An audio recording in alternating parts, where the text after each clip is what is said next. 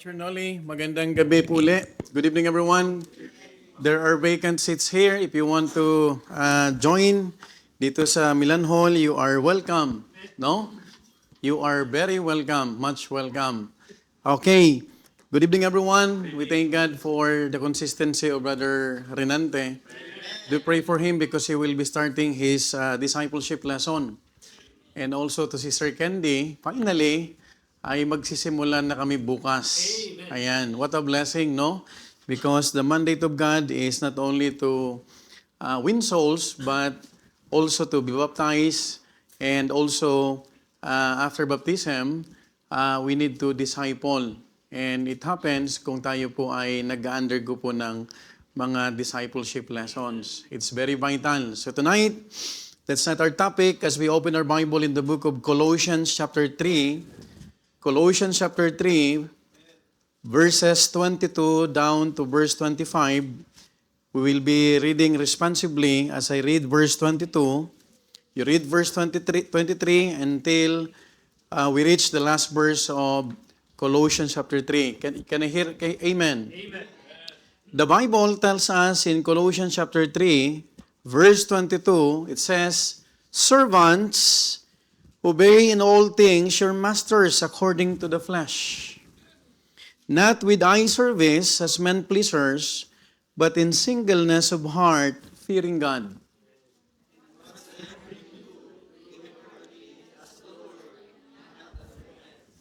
Verse 24, "Knowing that of the Lord ye shall receive the reward of the inheritance, for ye serve the Lord Jesus Christ." All together now. "But he that doeth wrong shall receive for the wrong which he hath done, and there is no respect of person." I'd like to read verse 23. This is the key verse of our lesson for tonight's message. It says, once again, allow me to read this and just follow me in silent reading. The Bible tells us, "And whatsoever you do, do it heartily, as to the Lord, and not unto men." I asked Apostle Paul if he will allow me to borrow the praise heartily as to the Lord. Tonight, the message I entitled, "Heartily as to the Lord." Heartily as to the Lord. Let's pray. Father God in heaven, once again, it's a great privilege for me, Lord, as your servant, to stand behind the pulpit and be able, Lord, to be a channel of your blessing, Lord, through the preaching of thy word, O Father. Lord, it would only happen, Lord, if you will manifest, if you will extend your grace, as we will ask you once again, Lord, to sanctify us and to cleanse us, Lord, that any sins, any shortcomings that we have done before thee, may you continue, Lord, to forgive us and cleanse us, Lord, through the blood of the Lord Jesus Christ. And we pray, Lord, that we could still worship you in spirit and in truth, Lord. And as I pray, Lord, that you will continue to speak in our hearts through your word, and whatever lessons, whatever principles that you want us, Lord, to understand from this passage, Lord, be the one, Lord, to guide us, be the one, Lord, to receive it, Lord, with the desire and having the excitement, Lord, to apply in our daily lives, O Father. Thank you once again, Lord. May you bless your people. May you continue to meet the needs of your people, O Father, as we continue to entrust everything to you in the mighty name of our Lord Jesus Christ. Amen and amen. Please be seated. Heartily as to the Lord. Now, over the years of being a Christian, we grew in the knowledge that to serve Him is our privilege, isn't it?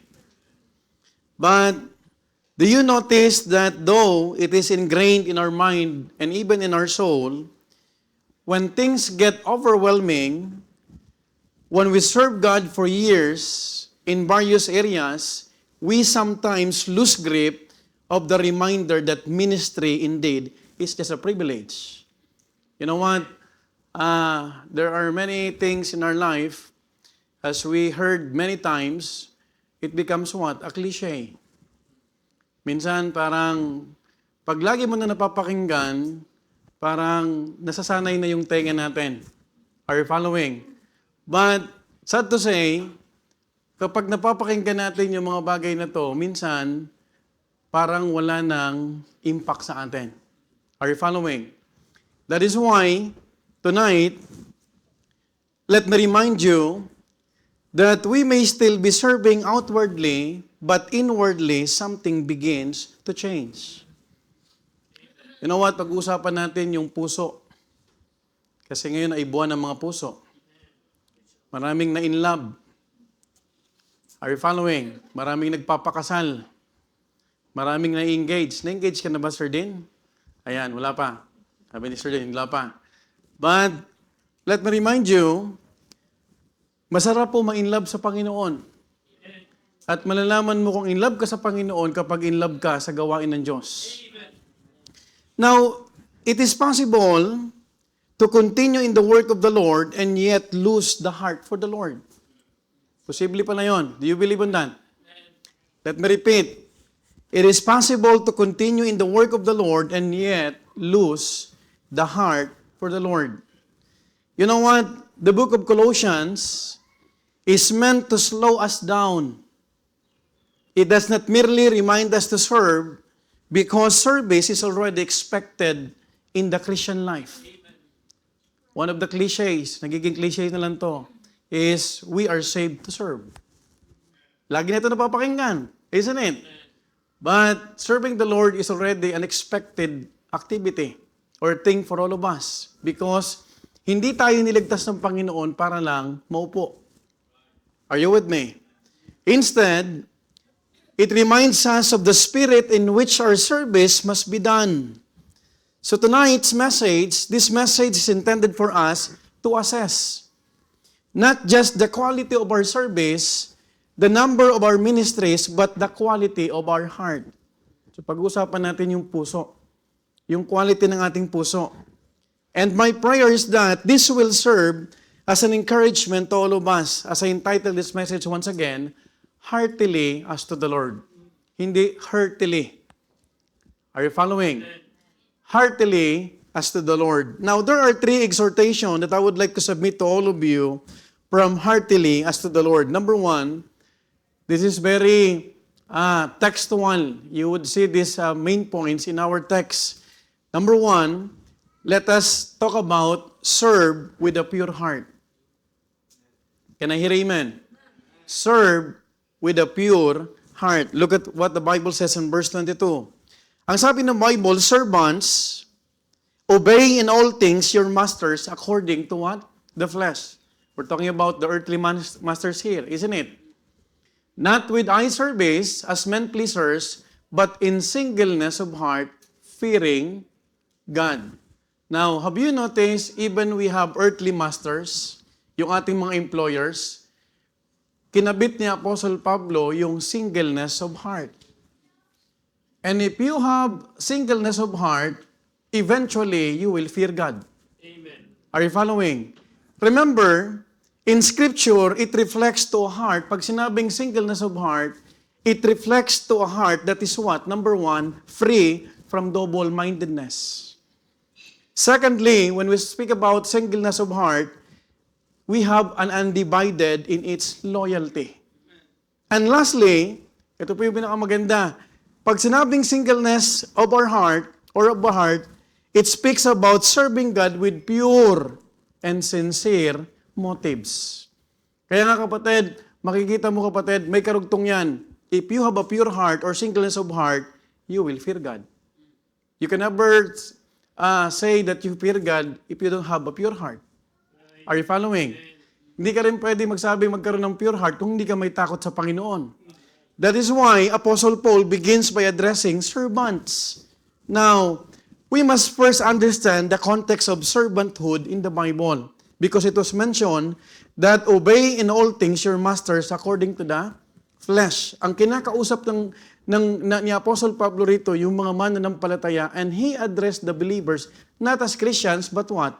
Servants. Now, folks, we have to understand in the Bible, there were servants. Let me give you a few examples. Some were household servants. Isn't it? Meron tayong mababasa sa Old Testament. Meron tayong mababasa sa New Testament ng mga household servants. Secondly, some were assistant to leaders. Just like Moses and Joshua. Some were even slaves. Now, to give you a specific example, have you remembered Joseph served in Potiphar's house? He's a servant. And also, Joshua served Moses. Bago po si Joshua naging prominent leader ng Israelites, siya po muna ay naging servant ni Moses. Also, this is very familiar for us, Elisha served Elijah. Kung napapansin nyo kapatid na siya yung nagbubuhos ng tubig kay Elijah. And fourthly, we remember Onesimus was a servant who belonged to Philemon. Now, remember, servanthood was a normal part of life in the biblical world. In their context, pag sinabing servants, they were under what? Authority. They were given tasks. Pag sinabing servants, binibigyan sila ng mga tasks, responsibilities, and what? Expectations. Kapag bigyan ka ng responsibilities, of course, meron pong expectation. And in this context, mga minamahal ko, that Apostle Paul writes in Colossians chapter 3, verse 22, sabi again ng verse 22, servants, obey in all things your masters according to the flesh. Meaning to say, he was telling the church in Colossus to obey their masters in all things. But, merong but. This does not speak of unlimited submission. Why? Because may karugtong, obey in all things. Lahat ng OFW, lahat ng hindi man mananampalataya o mananampalataya, meron tayong mga employers. Isn't it?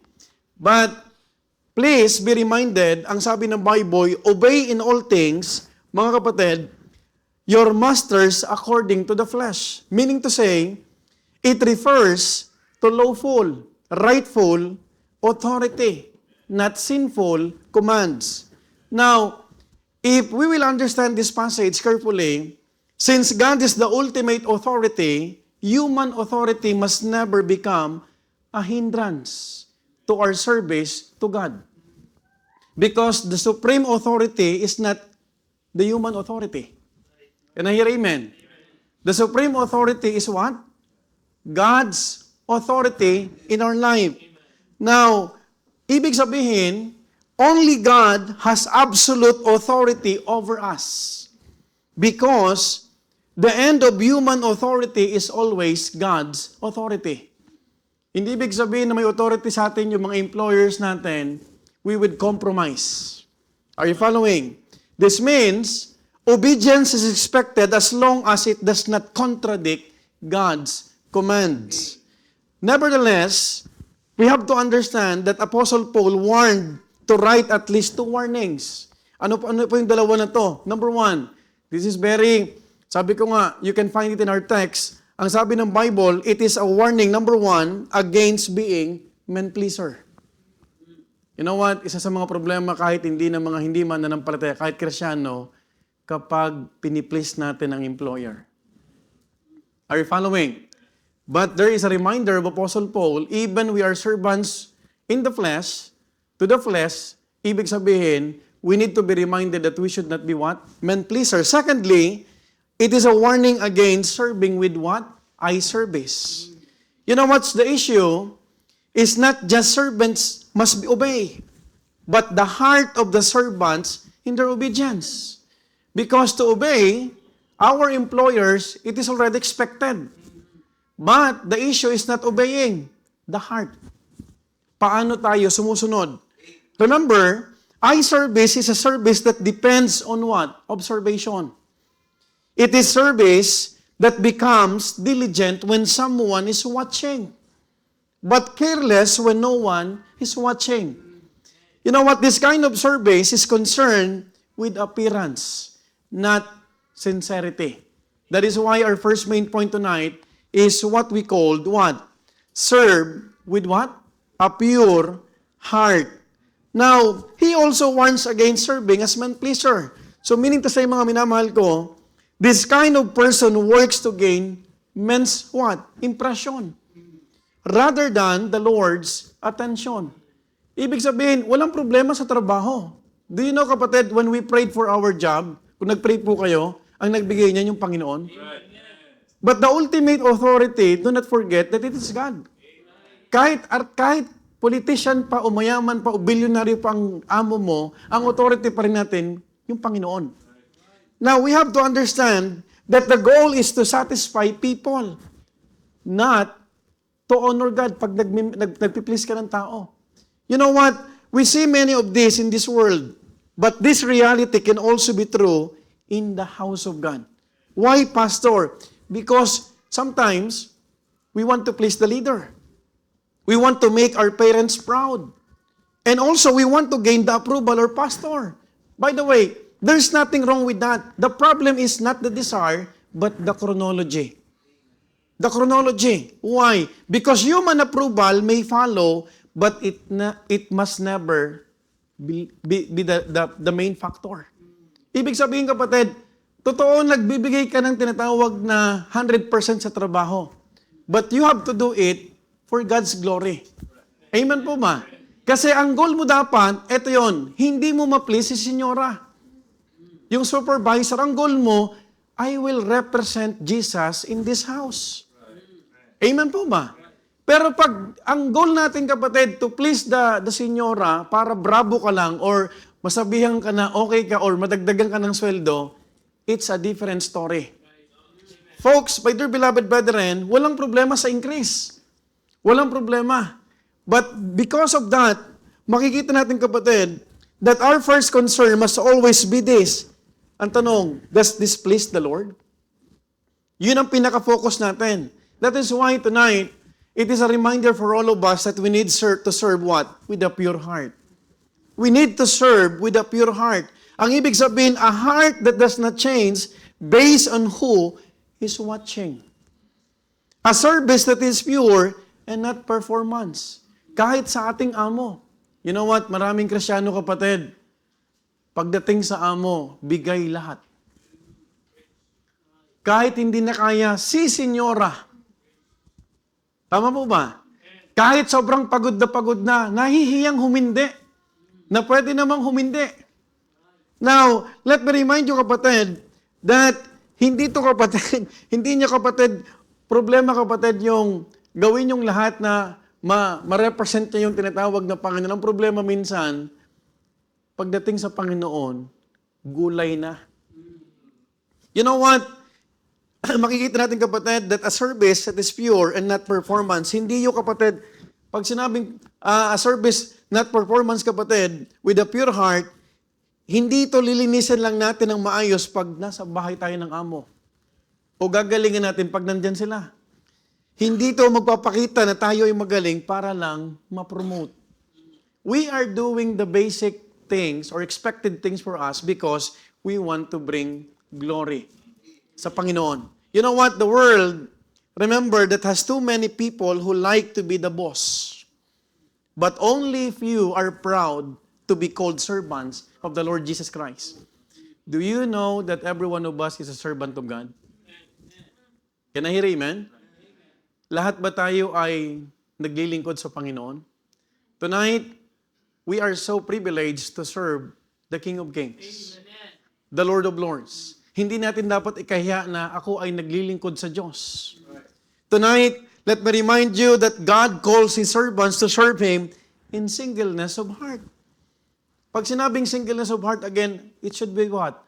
We must have what? Undivided. We must have what? Sincere and governed by reverence for Him. You know what? Kapag tayo ay lagi na pong ginagawa natin ang isang bagay, kadalasan parang we do it, parang routinely. But we are no longer praying before we serve the Lord. Amen. Are you following? Minsan pag hawak mo ng gitara dahil alam mo na ang tipa ng F tsaka C, wala na. But have you remembered the first time that you play a guitar at nakasama ka sa music, nanginginig ka pa?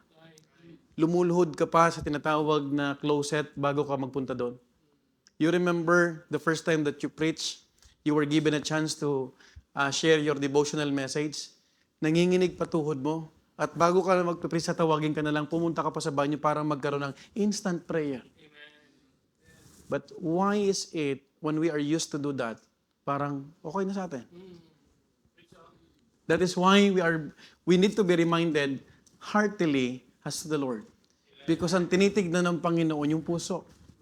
I am reminded of this message. I should not preach behind this pulpit na parang it's because nakasanayan na. Are you following? Kung paano tayo kapatid nagsimula, kung paano tayo kapatid kinakabahan, kung paano tayo nire-revere natin ang Panginoon, we need to do it because if you are to do something right, we need to ask ourselves, who I am trying to please? That's the question. You know what? If a person appears in your head, pag tinitignan mo, gagawin ko to dahil kay pastor o sa aking crush, you're committing sin. Folks, my dear beloved brethren, young people, you must be careful because the heart can easily shift toward self-gratification rather than God glorification. Hindi dapat kapatid, ma-please siya. I need to wear sharp because I want to impress someone. You are wearing sharp clothes, nagpagupit ng sharp katulad ng sharpness ni Teacher Noli, hindi para ma-impress yung tao. Tama po ba? But we are doing it for what? For God's glory. You know what? It's a good reminder because pag lagi na natin ginagawa, I'll give you an example. Magpakanta ka na alam mo ng 4-4, wala na sa'yo eh. But have you remember nung nag-aaral ka pa lang, unang bagsak mo, tinitignan mo, at bago mo ginawa yan, katakot-takot na prayer. Amen. Amen po ba? Now, let me ask you, how about the male ministry? Ngayong part ka na ng male ministry, are you still preparing your heart? Na dati, wow, I'm so excited. Ako ay naging part ng usher ministry. Ako ay naging part ng transport ministry. But the problem with this, kapatid, pag di tayo naging maingat, wala na yung puso. Pumupunta ka na lang, ginagawa mo na lang because you know it. It's basic sa'yo. Parang tumatakbo, basic yan. Wala namang challenge yan. You know what? If you are doing something for God, it's not a basic, it's the best. Amen. Amen po ba? Lalong-lalo na kapag ang puso natin nakikita ng Panginoon na ang pinaglilingkuran mo, yung Diyos. Because we need to be reminded tonight why we are here, why we are doing the ministry, why we are called servants of God, why we are so proud and we are so privileged to become one of the servants of God. It is because we are doing everything for God's glory. Pero ang mahirap kapatid, pag nagpipreach na lang ako rito na sasabihin ko, I know how to preach. I know how to shout. Pero yung puso mo wala na. That is why tonight, let me remind you, heartily as to the Lord. Amen. Heartily as to the Lord. Folks, my dear beloved brethren, if a person appears in your head, then you must be very careful. Kung magiging honest man tayo, magiging matuwid man tayo, magiging masipag man tayo at masigasig, at magiging consistent, let it be done so in the name of God and in the fear of God. You know what? Ang nakakatakot kapag use ka ng magsalita na hindi ka na natatakot sa Panginoon. That is why mas maganda pa na nararamdaman mo pang kabahan. Do you know, kapatid, sometimes, minsan, if I am preaching to other churches, madalas akong umiihi. Kung nakikita niyo ako isang beses umiihi dito, pag sa ibang church, ang daming beses akong umiihi. It's not because meron akong takot sa tinatawag ng mga tao. It's all because I need to ask God's wisdom. Because kung magre-rely ka sa kakayahan mo, ginagawa ko naman to, wala na yung puso. Hindi ka na matatakot. And you will not seek, mga kapatid, God's wisdom because you are relying to what? Capabilities. Kaya ko to. Amen po ma? Now, that is why it's a good reminder for all of us because as a human being, we tend to forget. At minsan, pag lagi na natin ginagawa, sanay na tayo. Nakasanayan na. But let me remind you, what is important to God is our heart. Nakikita pa rin sa puso natin dapat na, Lord, this is for you. Amen? Lord, I am doing this not for my seatmate, not to my friends, but I am doing this for you only. Wow. Makikita mo kapatid, it is God who will bless our what? Ministry. 3 exhortations from heartily as to the Lord. Number 1, serve with a pure heart. Number 2, serve with full honor. Look at verse 23. And whatsoever you do, do it heartily as to the Lord, and not unto men. You know what? Verse 22 addresses the purity of the heart, isn't it? But verse 23 focuses on the intensity of the service.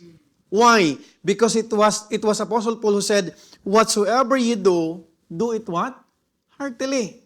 The word heartily means from the soul. I just used the concordance and I found out that when we say heartily, kasama yung kaluluwa. It speaks of effort that is willing, take note about this, engaged and wholehearted. You know what? If you will notice, the Bible did not say, ye must do. Or it's not even if you do, but it is whatsoever ye do.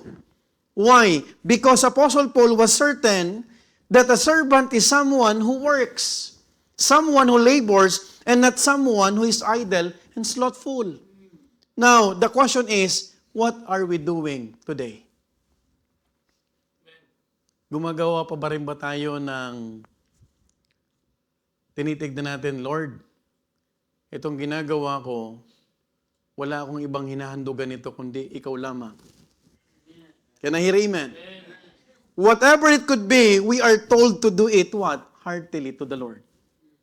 That is why it's very dangerous to the young people. Pag ang young people may crush sa loob, pag may nililigawan, nung binasted, ayaw na mag-serve. Sometimes, yung ganitong mga ligaw-ligawan, pampagulo yan. Na dati nag-fellowship kayo masaya, walang mali siya. Hello? Hindi nyo ba nami-miss yung isang bagay na dati, kumpul-kumpul kayo dyan, that is why young people enjoy your youth age, yung youthfulness. Wala mo nang barriers. Okay lang magka-crush. Yes, I'm not joking. Okay lang magkaroon ka ng crush, pero hanggang doon lang muna. Huwag mo lang seryoso, siya ang crush ko, siya na lang habang buhay. You cannot say that. Minsan, nung narinig na may crush yung isa, dati mag-BFF kayo. Hindi na, dati magkasama kayo sa Jollibee, sa Soul Winning. Ngayon, ayaw mo na ka-partner kasi may crush siya doon. Ako may crush din doon. O di dapat nagka-hindi crush kayo. Sometimes, it becomes a problem. Hello? Because we are reminded whatsoever we do, we should do it what? Heartily. You know what? We need to understand that this means our service must come from the soul, not from pressure. Not from routine. Not from obligation. You are not obliged to go to the church. Kasi kung obligasyon mo yan lang yan, you will not do it heartily. In fact, naririndi ka sa message. That is why, have you noticed? Sabi ko, hindi na kailangan imbitahin yan kasi yan ay member na. Right? Tama po ba?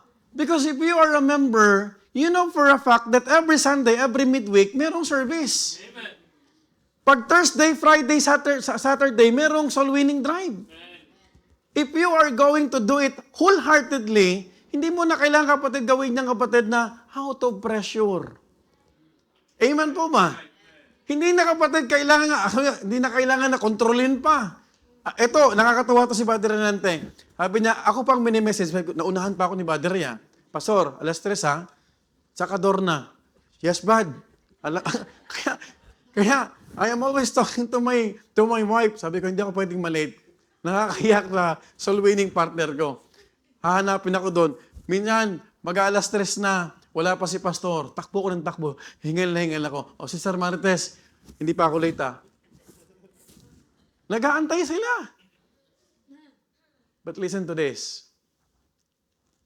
I check my heart. Am I doing this for them?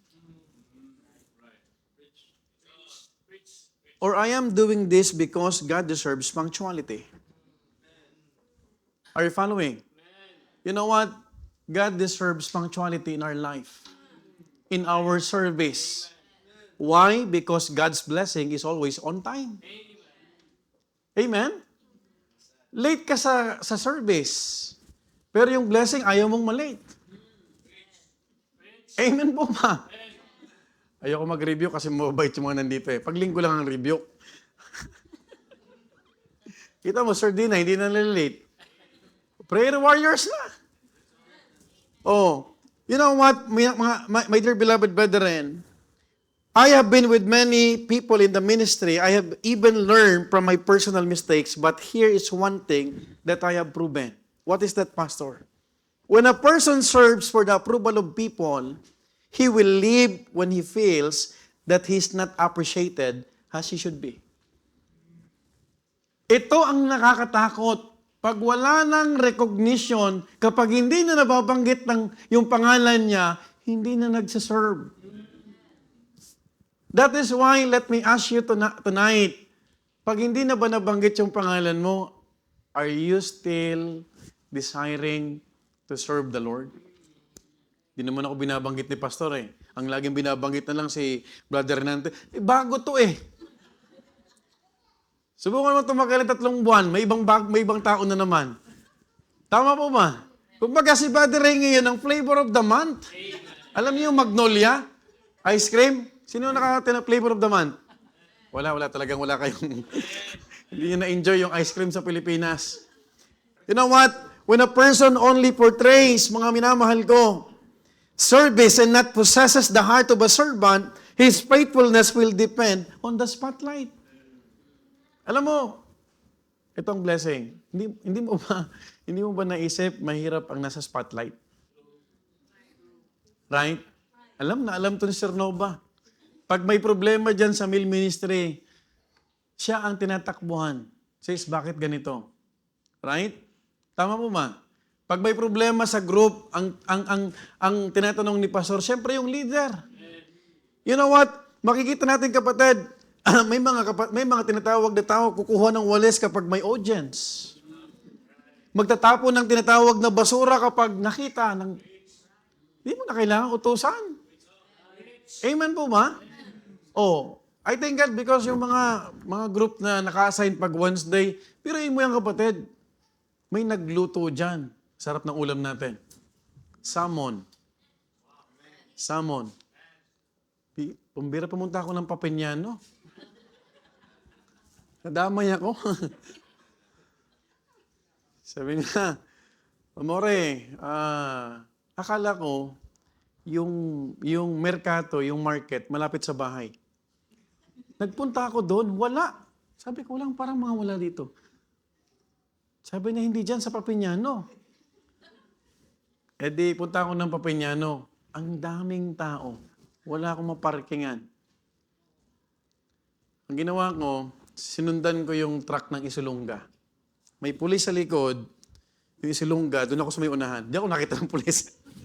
Nag-hazard lang ako, naka-hazard. And then, here comes the tawaran portion. Natuto akong magtawaran, makipagtawaran. Yung Pilipino doon na nangikisasda, 17.80 ang per kilo. Yung isa ay 16.90. Ang matindi rito sa asawa ko, ito ang budget, dapat 15 yan. Sabi ko, ako na nautusan, ako pang magdidikta ng... Sabi ko, matindi to, matindi. But you know what, thank God because, sabi ko, 9 kilo, 10 kilong kukunin ko. Pag binigay mo sa akin ng 15, dahil, babene. So lahat kapatid ng ayaw sa mga karne, hindi carnivorous ngayon, mag-i-enjoy mamaya. Hello? But let me remind you, kahit walang tao kapatid, kahit may tao dyan, pag merong gagawin dyan, gawin na natin. This should not be the case for us. Why? Our deepest service and our sincerest labor must be anchored with the desire to give God the fullest honor. This is ours. Amen po ba? Hindi to, kapatid, itong facility nito, sa atin itong lahat. We're gonna take care of the electricity. Pag walang gumagamit, kapatid, dyan, kahit hindi ka ushers. Be mindful, kapatid. Teka lang, walang gumagamit. Do you know, kapatid, every time, kung napapansin ninyo, ba't ako pumapasok dyan before the service? Kasi pinapatay ko yung ilaw dyan sa CR kasi walang gumagamit dyan. Pinapatay ko dun sa tinatawag na likod. And that is my practice. Hindi lang ako nagsi-CR dyan. It's because we need to what? To demonstrate concern. Na hindi, kahit walang nakakita sa'yo, pag may concern ka, kapatid ko, you will do it for the Lord. Why? Oh, sino magbabayad yan? Di ba galing sa offering? Amen? Oh, I tried to negotiate dun sa Adowiwa. Ang problema natin pala dito, yung minimum na kilowattage, pag yan nasurpass natin, nalagpasan, may additional. Bukod sa business rate. Because this is not residential. Halimbawa, 10,000. Na-reach natin 10,000. Yung pang 11,000 nandyan, may dagdag pa. Hello? That is why, let me remind you, kapatid, we need to understand tonight, pag meron tayong malasakit, kapatid, we will do it kahit walang nakakita. Now, I'll give an illustration. A soldier does not fight harder when his commander is watching. He is not weaker when he is alone. You know what? Even in isolation, pag sundalo yan, he gives his full strength. Kasi ayaw niya maging casualty because he carries the uniform of his commander, of his nation. Wala kang makikitang sundalo na pag mag-isa na lang, pag may nabaril dyan, wala, magpapahina-hina. Same thing with us. Amen po ba? Hindi ba sabihin may nanghina, manghihina ka rin. Tama po ba? We are soldiers of Christ. We need to endure the hardness of what? Of being a soldier. Kasi hindi madali ang sundalo. You know what? His effort is not governed by observation but by honor. He is wearing the camouflage. When you are wearing the uniform of Christianity, you have to understand, I need to serve God with honor, with full honor. That is why we are taught to what? To dress modesty. Amen po ba? Alam mo minsan, yung tao, kita mo dyan sa Cadorna, sa Domo, sa mga lugar na kung saan tayo nagbibigay tracts, di ba yung mga kasama natin nagbibigay din sila? Pero tignan mo kung paano sila manuot. Right? Tama? Because they are representing their what? Their group. Their denomination. Hindi para magpakita, kapatid, na alam mo yung tinatawag na you will display. Hindi, kapatid, you are representing Jesus Christ.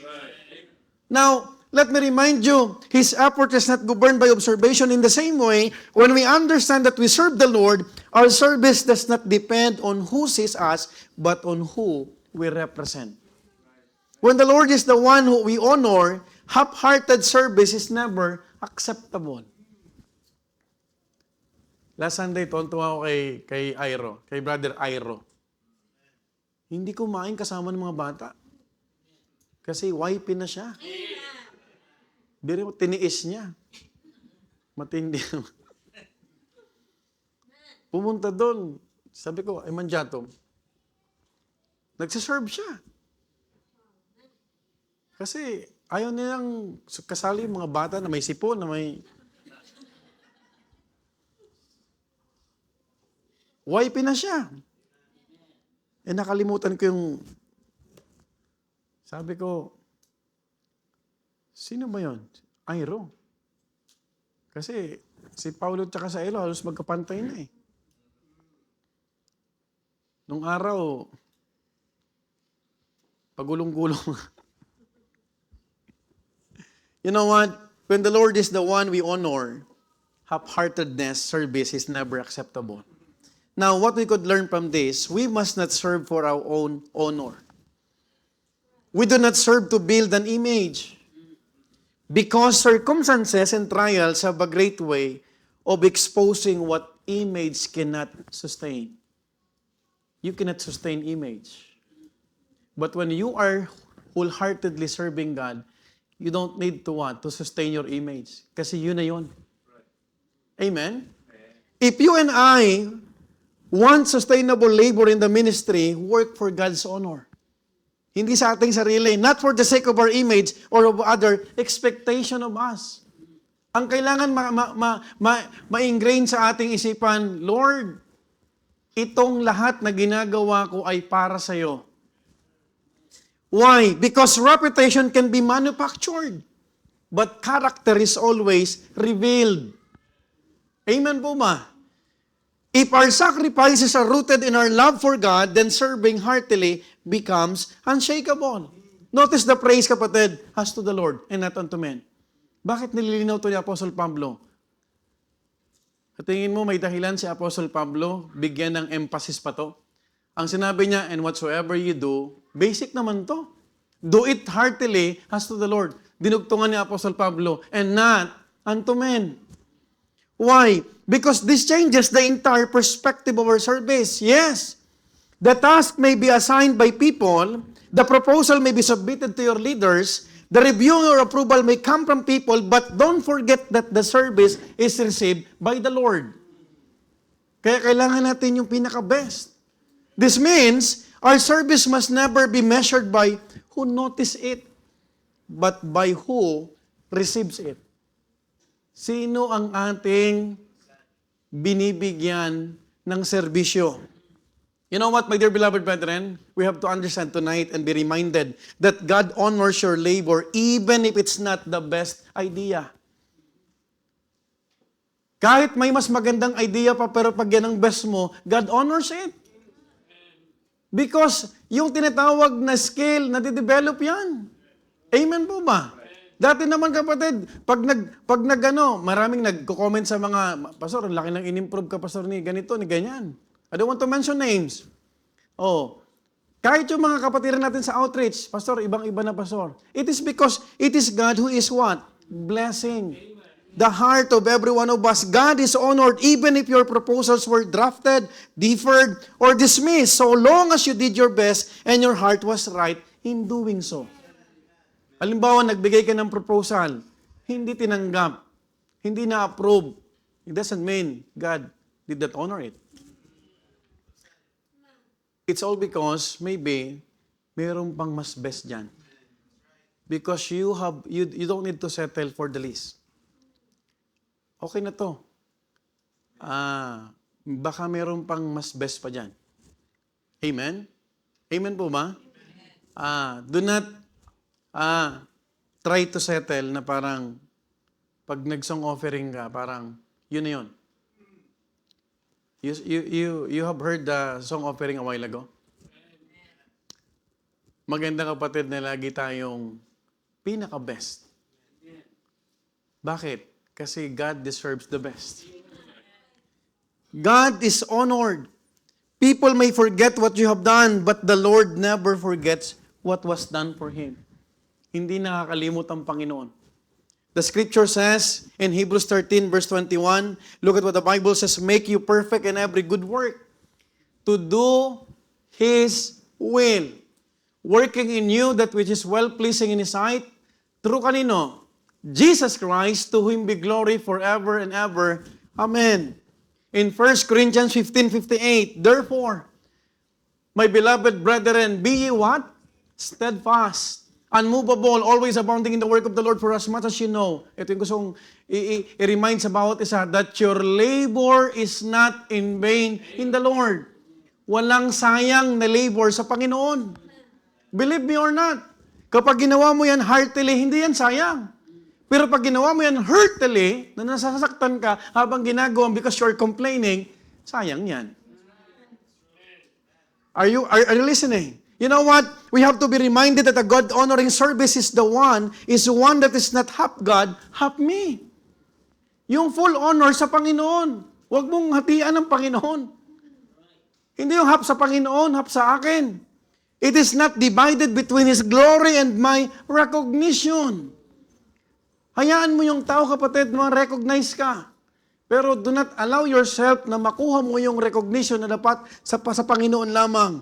It is not divided. And sometimes we will wonder how something, mga kapatid, so basic can be something that is easily neglected in our years of service. You know what? Hindi kailanman patagalan ng ministry. Ito ay patapatan.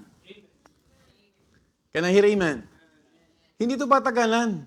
Ito ay patapatan. Remember, it is required to steward to become what? Found what? Faithful. God does not weigh ears, He weighs the heart. Ilang taon ka na sa Malta Outreach? Ilang taon ka na sa Rome Outreach? Ilang taon na tayo sa Poland Outreach? Ilang taon na tayo sa Milan Church? Hindi naman matimbang sa Panginoon yung taon. Ang matimbang, lumalago ba yung puso natin? Amen? Amen po ba? Not the length of service, but the quality of the heart in serving. Sino po sa inyo ang nakareceive ng bonus last December? I was informed by yung kapatid natin sa Panginoon, si Brother Romnick. Naalala ko yung sinabi niya. Sabi niya, Pastor, may increase na naman ako. You know what? Pag tinatawagan ko yan, yung kanyang supervisor, yung pinaka-chef, wala nang ginagawa kasi inasa na kay Brother Romnick lahat. And minsan, pag Krisyano ka, mahirap kang, alam mo yun, magreklamo. No? Because you are going to what? To maintain your testimony. But you know what, kapatid? After yung mga kwentuhan namin, here comes the December. Ang in-increasean siya lang. What's the principle that we could learn from that? Sowing and reaping. Amen? Amen po ba? Kasi kung ang iniingatan mo yung testimony mo sa Panginoon, hindi ka gagawa ng isang bagay na masisira yung patotoo mo. The three exhortation from heartily as to the Lord. Number 1, serve with a pure heart. Serve with full honor. And lastly, serve with eternal hope. Look at what the Bible says in verse 24. This is one thing that I have loved from this passage. Knowing that of the Lord, He shall receive what? The reward of the inheritance. Why? For ye serve the Lord Jesus Christ. Verse 25. But he that doeth wrong shall receive for the wrong which he hath done, and there is no respect of persons. Now, my dear beloved brethren, in these verses, the Apostle Paul directs the believer's attention toward eternal truths. Addressing what? Who? Servants who often work without recognition or earthly reward. Alam mo ba, pag naging faithful ka sa church, walang papalakpak sa'yo sa kaibigan mo sa labas. Ano bang pakialam nila dyan sa pag-church mo? Are you following? But Apostle Paul reminds them that their true reward does not come from men, but from the Lord Himself. The praise, the reward of the inheritance speaks of the glorious portion prepared for the redeemed people. Are we redeemed people? Yes. An inheritance granted by grace and justly bestowed by Christ alone. You know what? Apostle Paul is pointing to the believer's future heavenly inheritance, which includes what? Number 1, yung kaligtasan natin. Amen? Secondly, a glorified resurrection body. Hindi ito mararanasan, kapatid, yung buhay na walang hanggan sa mga hindi, kapatid, nagsisi ng kasalanan. Pangatlo, a secure place in Christ's kingdom. And also, unbroken fellowship with the Lord and with Old Testament saints and even New Testament saints. You know what? Bakit ba pagdating sa heavenly inheritance, people are not so excited? Have you noticed this? Bakit pagdating sa ganitong bagay, yung reward at yung darating na panahon, hindi masyadong interesado ang ibang Krisyano? You know, I found out, heaven is not just a resting place for all of us. It is a place of where the rewards of God for our faithfulness will be given. Amen po ba? And it is also, kapatid, a place where judgment, loss of reward during the Bema judgment. Hindi kaligtasan. Hindi yung losing salvation, kundi yung pagkawala ng tinatawag na reward. You know what? Huwag mong isipin na ang langit ay, pag namatay ako sa lupa na to, magpapahinga ako doon. Pero pag naintindihan mo, kapatid, kung maunawaan lang ng isang Kristiyano kung ano ang ibig sabihin ng langit, you will be excited about the heavenly inheritance. Why? Because maaring gasgas na ito sa'yo. Maaring hindi mo na iniisip because sometimes some Christians, I'm not saying lahat ng Kristiyano, maraming Kristiyano or some Christians, kapatid, they are what? Attached with material things. Kaya pag pinag-uusapan yung makalangit, hindi ka excited. By the way, my dear beloved brethren, heaven is not about instant gratification. It is the reward for those who endure faithfully with the Lord Jesus Christ. You know what? Ang tao, kapatid, papiliin mo yan, 10,000 pesos o 100,000 after 10 years. Anong pipiliin ng tao? Wala namang pinagkaiba pagbotohan. Bibigyan ng 500, 3 kilong bigas, iboboto pa rin. Tama po ba? Pero makikita mo, kapatid, sometimes we do not understand that Christian race is what? Hindi to sprint. It is a marathon. Amen po ba? Kasi hindi to madalian. When you endure in this world, when you sacrifice, mga minamahal ko, time will come, it is God who will reward your labor. Because whatsoever we do, we should do it what? Heartily. Kaya nga, kapatid, it's a good reminder for all of us na pag sinabi, kapatid, ni Apostle Pablo na lahat yan, the reward of the inheritance, kasama doon yung fellowship natin sa Panginoon, kasama doon yung reward. If you are doing something for God, and if you are faithfully enduring the trials of a believer, kapatid, makikita mo kahit yung sufferings, alam mo sa sarili mo na bibigyan ka ng parangal ng Diyos na buhay. And you will be excited. Sometimes people do not understand this because they do not know what will happen. Because ang iniisip nila, bahay. Ang iniisip nila, life partner. Ang iniisip nila, material things. But do you know, kapatid, lahat ng mga material things na bagay na sa atin, iiwanan natin. Amen po ba? But those intangible things in heaven, we will be surprised. Oh, praise God. Meron tayong kapatid sa Panginoon. Malapit na. Pag-pray natin na magkatuloy na sa deal ng bilihan ng bahay. But don't put your heart there. Hello? Because everything is temporary. The only permanent things in life are those things in heaven. Although the believers at Colossus are aware of this promise, prolonged service and weariness cause them to gradually weaken their eternal focus. Just like us minsan. Huwag kang mapagod, mga kapatid ko. Let me encourage you, hindi sayang yung ginagawa natin dito. Yung pagpunta mo, Brother Renante, hindi sayang to. Yung pagpunta natin sa Domo, namimigay tayo ng tracts, kasama yung mga joy, hindi po yan sayang. Walang nasayang na ginagawa natin para sa Panginoon. Minsan ang lamig, minsan ikot ng ikot tayo para tayong mga turumpo. Naghahanap ng makakausap. Kung hindi natin naintindihan, kapatid, na kailangan pala, kapatid, it's our responsibility to share the gospel. Why would we come? Why would we go there? Why would we ask someone na para pang tayo pang nakakaabala? Tama po ba? If not for the inheritance. If not for this heavenly inheritance, if not for the responsibility that God entrusted to the church. Remember, it is the church who was given only the church to go ye therefore and teach all nations. Yung soul winning ito, hindi binigay sa iba.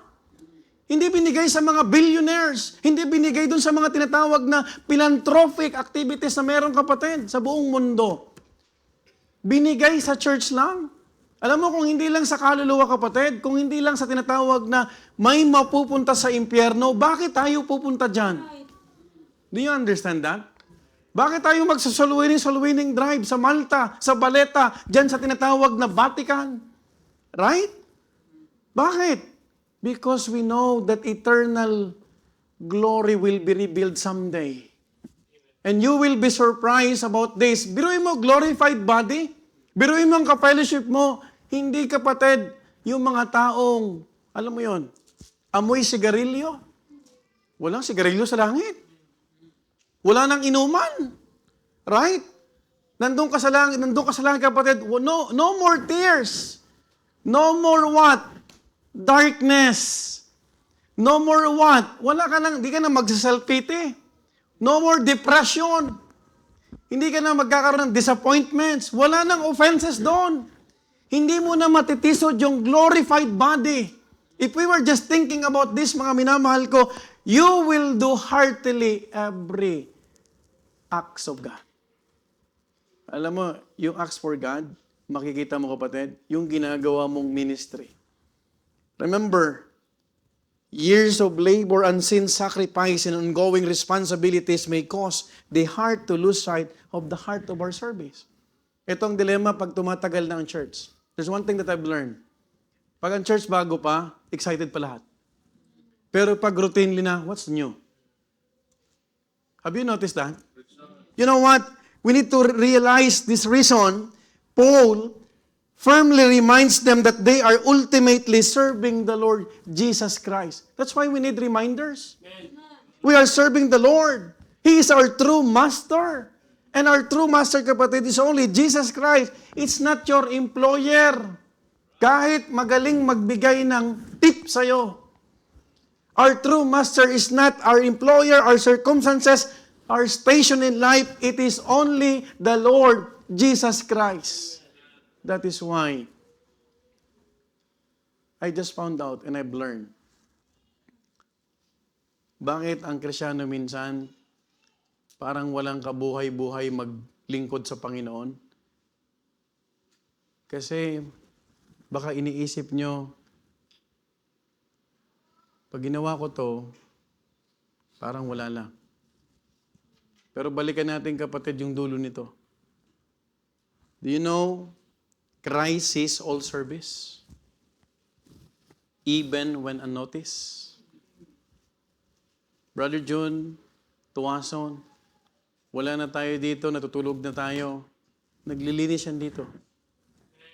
Do you know that brother in the Lord, marami siyang pwedeng gawin sa Pilipinas? Pinaghahawak to ng negosyo sa Pilipinas. But there's one thing that I appreciate with Brother John. Sabi niya, Pastor, ilang taon na lang ako. Nagbibilang na to eh. Sabi niya, member na ako ng Joy. Magkikita kami ni Mamita, ilang taon na lang. Hello? Tapos kung ang isip ko magpayaman pa, magkaroon ng pera, paano? Sometimes do you realize, kapatid, ilang taon na lang tayo dito? Right? In fact, I'm thankful to the Lord because I am praying na mayroong mga susunod na henerasyon na maglilingkod. I just found out that Si Sister Julia. She's praying to be part of the pastor staff. Amen. Iniluhod niya sa prayer and fasting. Na yung mga ginagawa rito, gusto niya rin gawin. Are you following? Yung mga susunod na henerasyon na. Now, Christians who focus only on the here and now miss the joy of pursuing what is eternal.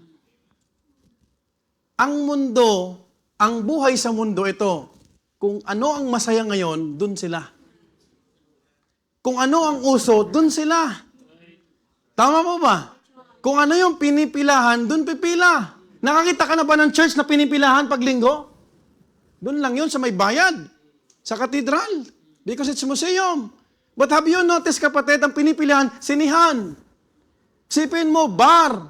Isipin mo, Jollibee. Tama? Isipin mo yung mga makamundong bagay, pero wala kang makikita na yung church pinipilahan. Para lang makapanambahan. Why? Because people are minding what? Here and now. Ito ang mahalaga. Enjoy life. Let me tell you, they will not enjoy later on. You play now, you will not enjoy later. Right? Tama po ba? Kayo po mga Joy members, let me remind you, hindi ba pag na-promote na tayo unto glory? Tama? Ang sarap kasama yung mga Old Testament heroes of faith. Right? Makakabanding mo na. Amen? Hindi mo na makakabanding yung titignan yung kilay mo. Pero yung pati kilay, tinitignan pa. Hayaan mo na kung kilay yan.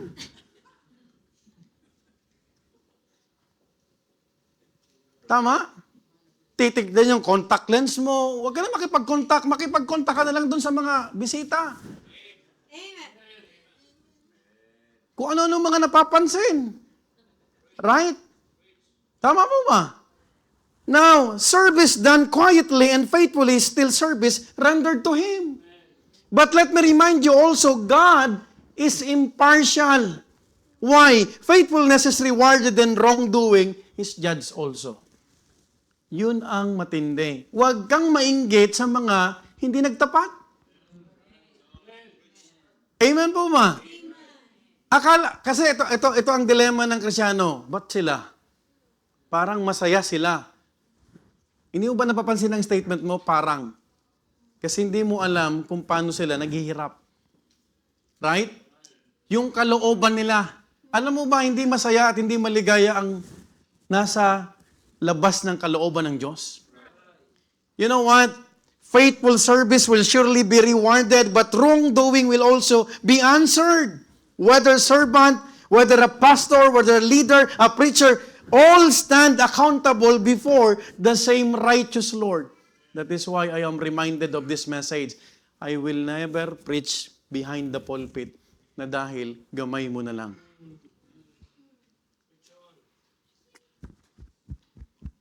Pag nagtuturo ka ba sa bata, are you still praying? Are you still excited? Or it just become what? A routine.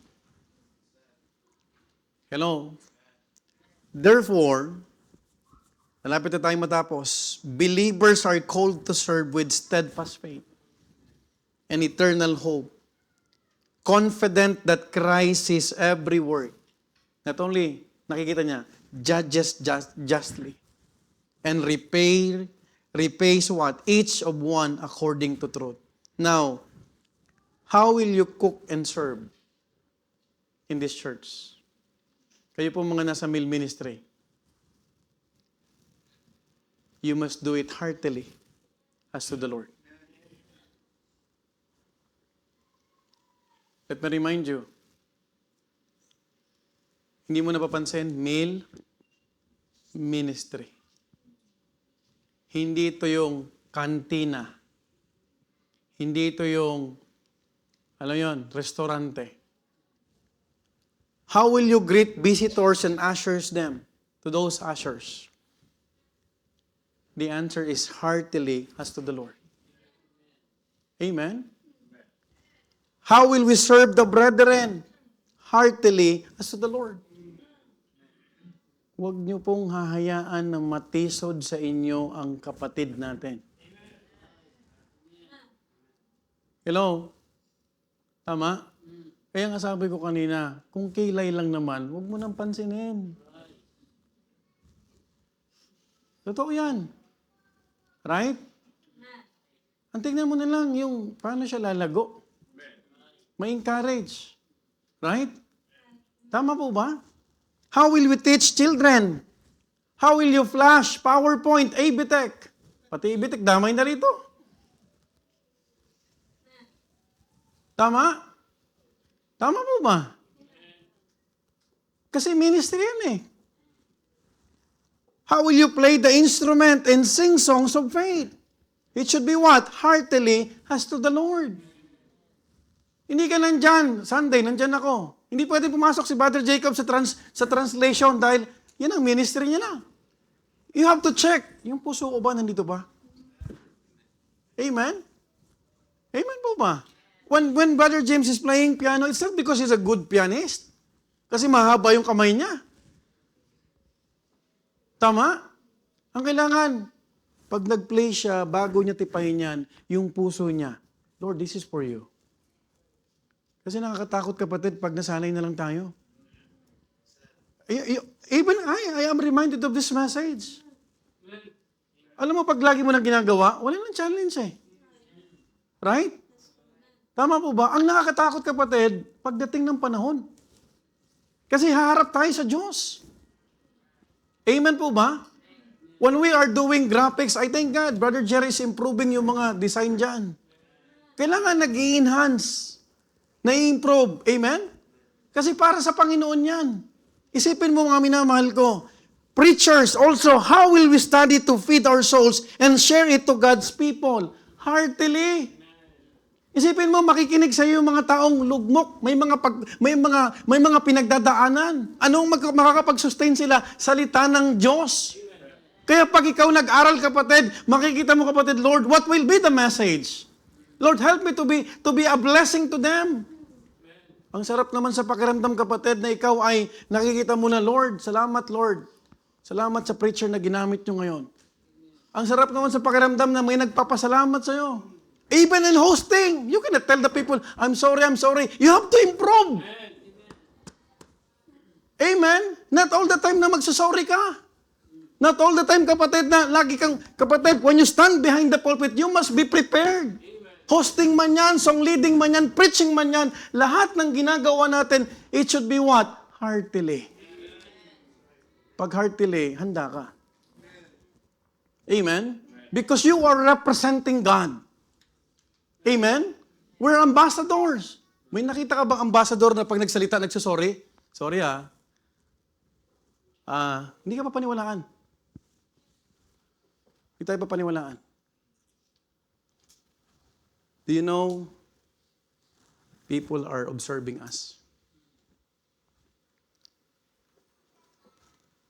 Tanungin ko si Sir Cheng, papaniwalaan mo ba si isang pastor mo kung ang gupit ay may dito lang?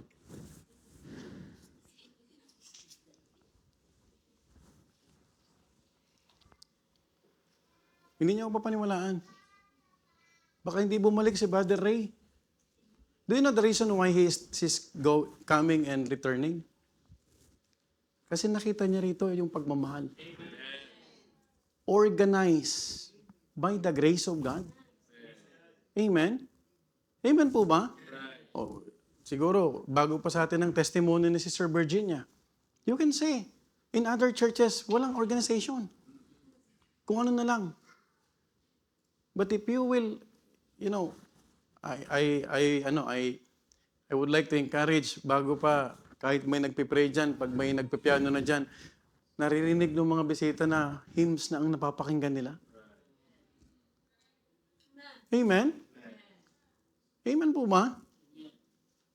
That is why, hindi kapatid, isa-isa.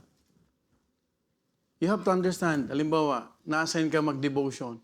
You have to be prepared. Right? Tama? Na-appreciate ko, kapatid, yung mga preachers na pag nag-aaral.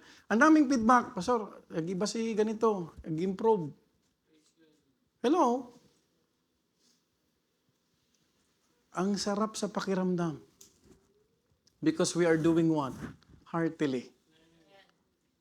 Pero ang problema nito, kapatid, pag nawala yung puso natin sa ginagawa natin, it will reflect also. Because the heart is the strong foundation of an honest and sustainable service. Alam mo bang masusustain tayo dito? Kapag hindi nawala ang puso sa ginagawa. Sinong gaganahan kapag wala na to?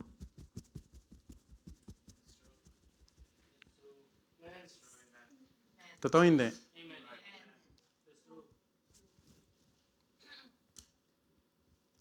Maging honest lang tayo. Kahit sa panliligaw, huwag na-discover mo yung nililigawan mo, grabe palang lakas kumain.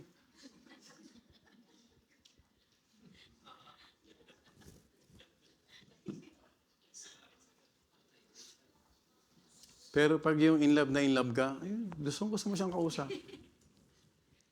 Lagi mo siyang gustong kausap. Nung nakita mo kung paano kumain,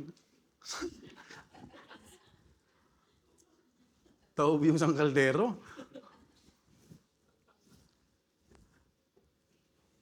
Folks, I hope we learn something tonight. Prayer warriors. Do you still have the heart? Or you're just waking up kasi yan ang assignment mo? Are you still thinking, Lord, parang dasal na lang to eh. Hello? And you know what? I am reminded of this message. Una sa akin, sabi ko, Lord, wag niyo po akong pahintulutan na tatayo ako rito dahil gamay ko na to. Amen? Amen po ba? Hindi naman pag nag-preach ka, pag marunong ka sumigaw, preaching na yan. Hello? As the Bible lovingly remind us as to the Lord and not unto men. Totoo, hindi sa tao. Kaya nga dapat nating ayusin. Kasi ang ginagawa natin ay para sa Panginoon. But the people who is watching us, nakikita yung ginagawa natin. And it will reflect how we love God in our life. Let's all stand up and we'll pray. Heavenly Father, tonight, Lord,